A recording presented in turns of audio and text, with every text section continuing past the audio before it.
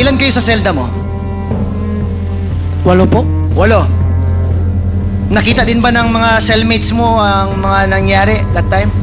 Yung iba hindi nakakita dahil nakahigas lang, hindi tumingin ba? Nakadapa, Opo. meaning face down. Nakahiga mismo. Anong nangyari after nagbarilan? Binaril si Mayor Espinosa. Pagka humana to, hitabo, pagka puso ni Mayor, tumubo nga tao, gamay, nagbunit, matumisod siya sa silda, ang usa ka niya na naigunit nga pusil. Okay, yun yung sinabi mo kanina na iniwan yung baril doon sa selda ni Mayor Espinosa. Oh. Okay. Pero may investigasyon din po sila sa kanila lang po. Yung sa mga pulis lang. Yes po. But on the part of the jail guards, wala silang ginawang investigation. Wala po. Kanang ang ako lang ang ika-istorya, kami mga women's.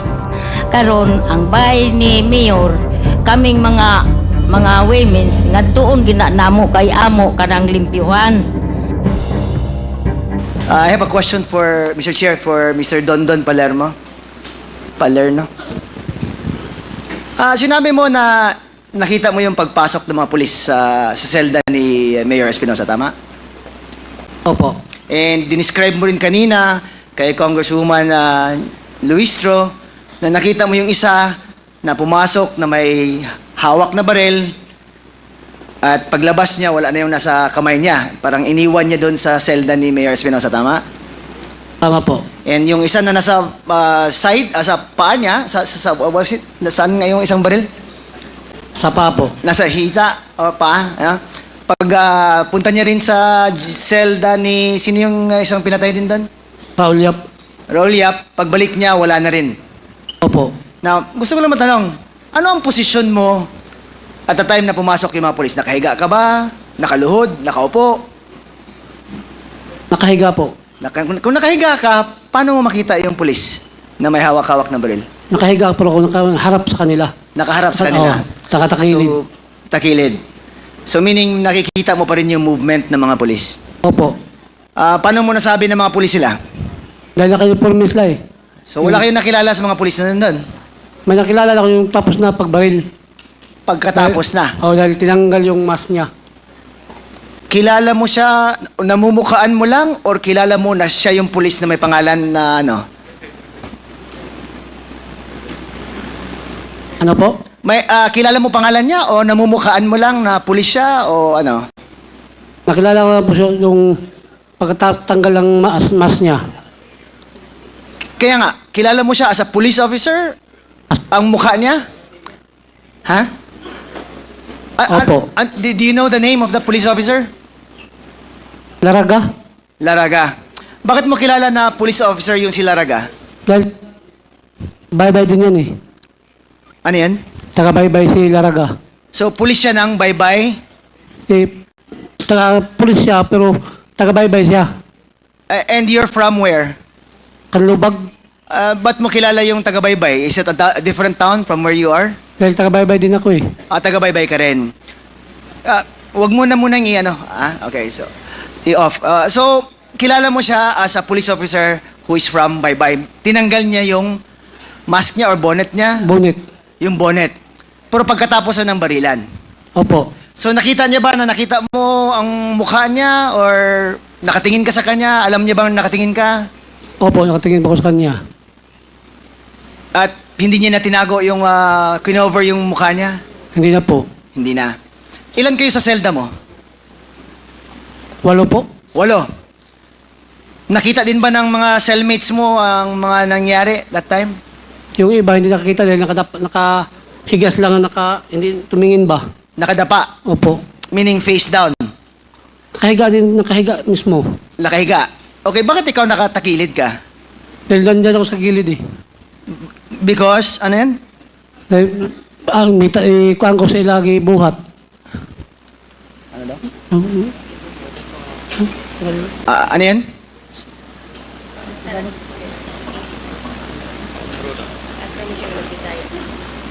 Mr. Chair, pwede po ba ako mag-Bisaya? Sige. Hindi, si Congressman Kit Flores, Bisaya din yan. Oh. So, Bisaya ni mo. Sige. Bislak ko. Okay na. Naghigda ko ito, nagtakilid, nagatubang lang pag naghigda ka nagtakilid. natubang ko nila.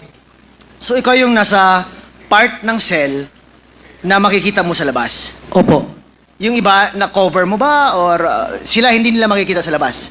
hindi. Hindi. Ikaw lang yung nakaposisyon in a way na makita mo lahat. Oo. Okay.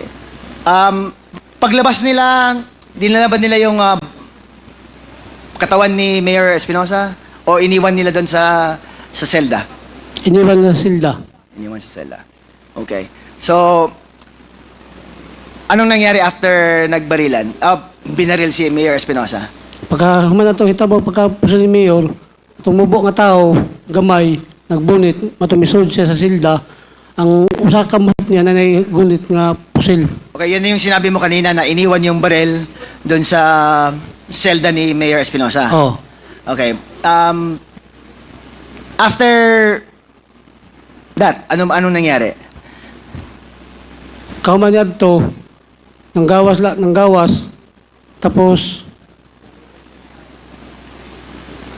pagka misod tong gamayng tao, nga manatong butang sa armas, nagdasa armas, pagkauman na tagtaod, bigkuhan ng suko. So kasama na ng mga pulis yung soko? Oh. Pero, Your Honor, sa wapa na misod sila, may naka-duty gihapon na nga pulis nga time gikan pagka-priso ni Mayor Espinosa. So may pulis sa loob ng jail Kauban sa mga gwardya. kasama ng mga gwardya. Oh. Sino yung pulis na yun? Hindi na ako makawalan pilapangan anak nila. Pero, gikas pagka-priso ni Mayor, na ay nag-duty nga So may mga assigned pulis na police officer inside the jail cell Oo. of Mayor Espinosa. Oo. Anong function nyo dun? Anyway, I'll ask the guards. Sergeant Retana, totoo ba yung sinabi ni Don Palermo na may pulis na nakabantay din kay Mayor Espinosa? Sila po yung naka-augment po sa amin. Naka-augment. Yes, So may po. isang police officer doon. Apat po sila Apat. naka-augment nun. But at the time that the CIDG went or nag-serve ng warrant, ilan yung police na iwan doon? Yung naka-augment po ay apat. Apat din. They're from what police station? They are from Leyte Provincial Public Safety Company po. Kilala mo ba yung mga police na yun? Yung apat? Yes po. Ano ang pangalan nila?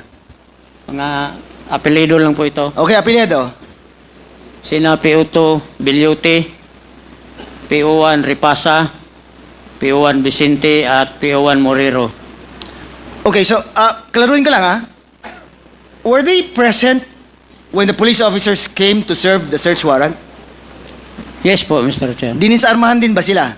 Yes po, Mr. Chair. So, pina-face the wall din? Ano po din. Kilala ba ni Colonel Espinido yung mga police na yan? Ewan ko lang po, di ko po alam. Mr. Chair, is it okay to ask... Please Your proceed. Colonel Espinido, kilala mo ba yung mga police na nag-augment? Hindi sir, kasi under sila ng mobile force.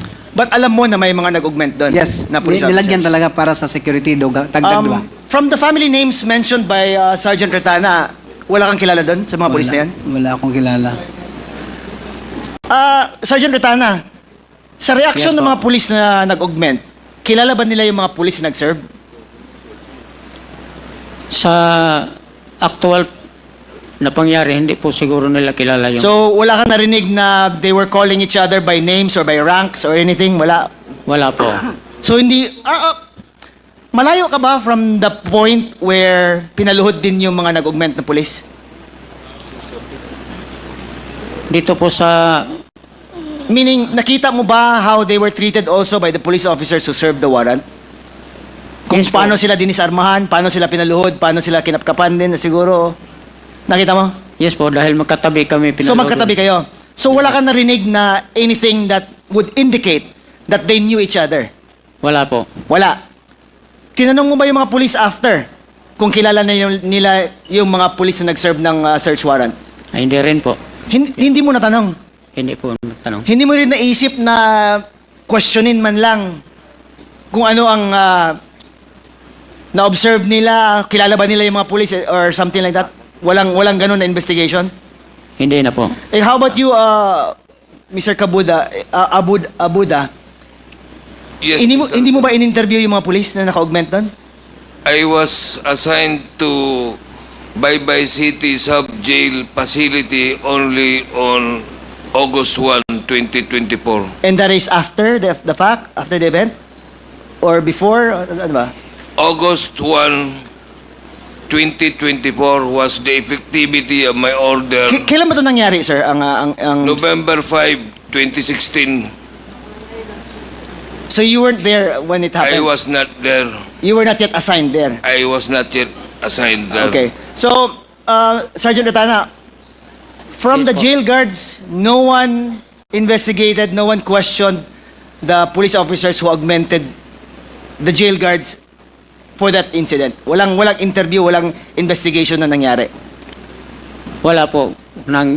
Wala po kung galing sa jail guards. Pero may investigasyon din po sila sa kanila lang po. Yun sa mga police lang. Yes po. But on the part of the jail guards, wala silang ginawang investigation. Wala po. So inasa na lang nila sa mga police or something. Yes. Yun. Okay. Thank you, Mr. Chair. Mr. Chair, Thank you, Congressman Flores. Yes, Congresswoman Luistro. May we request the Secretariat to please flash the picture? Secretariat.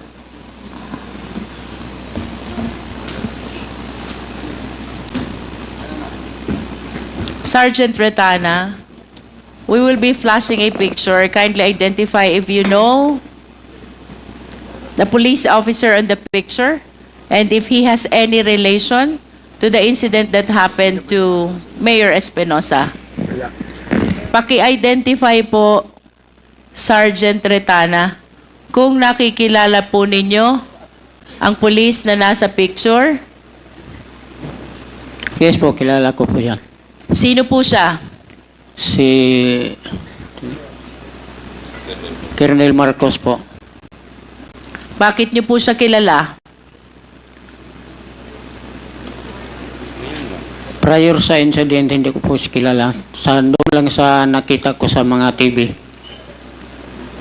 At maaari niyo po bang i-confirm kung kasama po siya doon sa mga pulis na pumasok sa Baybay Jail Facility?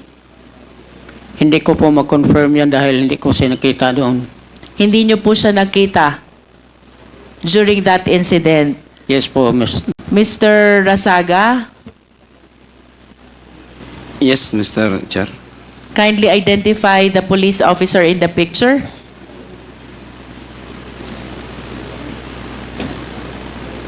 Colonel Rasaga? Sergeant Rasaga?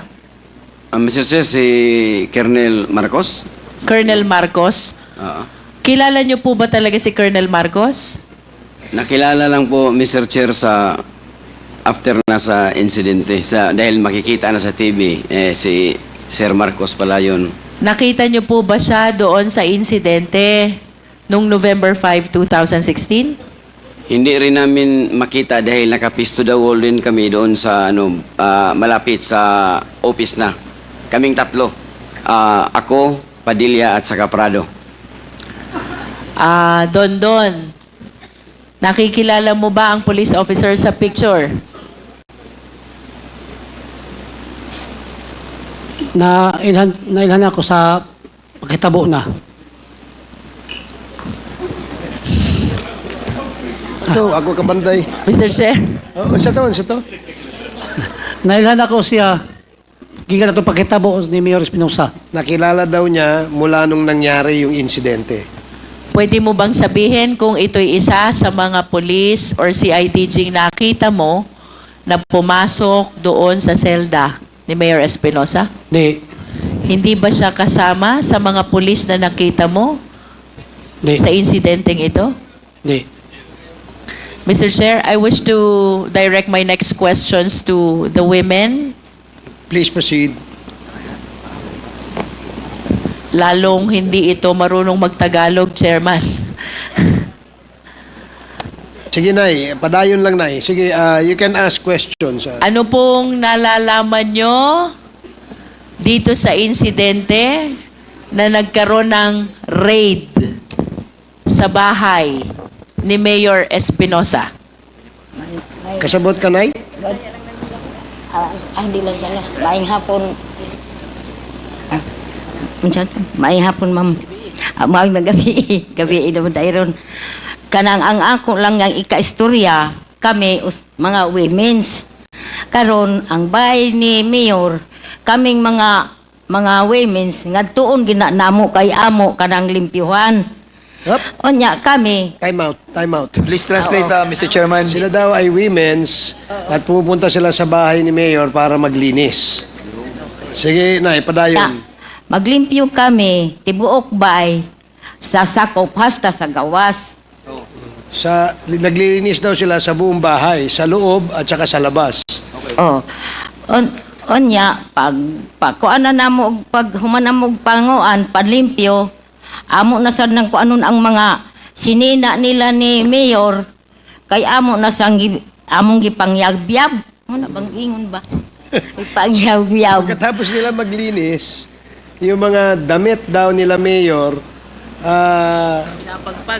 sa to? Oh, kay mga- parang pagpag. Oo. gipatpad kay mga pinilo man di giyab-yab pagkahuman manamo pangyab-yab hasta dito sa tibuok unya panguman og pangyab-yab kita mi og sako sa bugas amo gisuod ang mga sinina nga amo gipangyab-yab dito sa sako Walay sulod ang sa sako. Way sulod.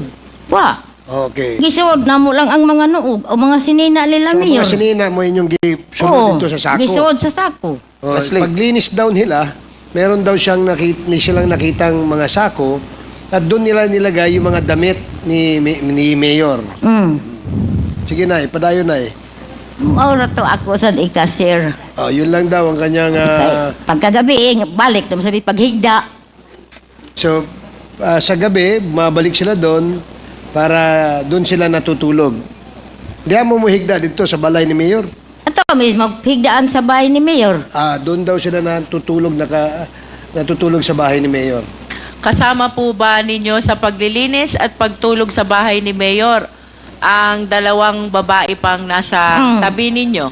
daghan mi oy Maari po bang marinig ang konfirmasyon ni Ginang Teresita de la Austria at ni Ginang Yolanda Sumalang? Sige, Nay. kami maglimpyo gud mi dito sa bahay ni Mayor permi mi dito maglimpyo tanan among gilimpyuhan tinutong yang giingon nga iyagyag namo ang mga sinina pag human mo giyagyag ipanood namo sa sako di na namo ibalik dito sa kabinet tanan dito sa bahay ni Mayor amo gyud ang gilimpyuhan hasta tong mga kabinet ilawom sa lababo among gilimpyuhan Sige, tanan Nay, kung kadali adto sad lang. mi dito matug Sige. Sabi niya na nililinis daw nila yung buong bahay ni Mayor. Pati mga cabinet, pag nakita nila yung mga damit ni Mayor na ipagpag nila. No? Tapos ilagay nila sa loob ng sako. Oo.